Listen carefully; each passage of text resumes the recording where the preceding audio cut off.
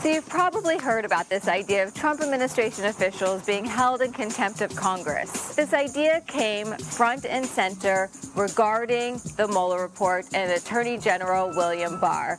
He refused to testify. He refused to hand over an unredacted version of the Mueller report. Congress says, look, it is our job to investigate, our job for oversight. The president says it's presidential harassment. Once the full House votes on contempt, they have three options. We'll start with the first because it's unlikely to ever see the light of day. That's criminal contempt. Since 1857, the first time it was used, it's very rarely been successful. The Attorney General has to approve and recommend that this move forward, and that's something that the Attorney General is very unlikely to do.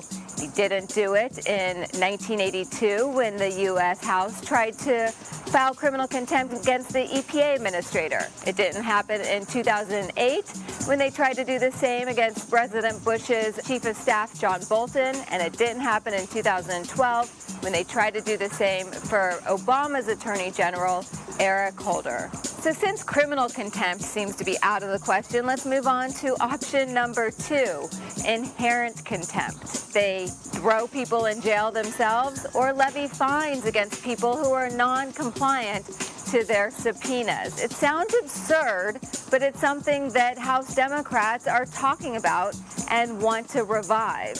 And the last time it was used was 1934 when the Senate was investigating the U.S. airline industry and the U.S. Postmaster. So while jailing or fining Trump administration officials are definitely an option, Congress also has a third avenue, a civil contempt proceeding that just goes to the courts. But there's a big catch, though. It's a process that takes a lot of time. For the latest example, Obama's Attorney General Eric Holder had a civil contempt case. It took 7 years to settle. While this is an option that could take a lot of time, both sides agree that it's the most likely, and they also agree that it's likely to end up in the Supreme Court.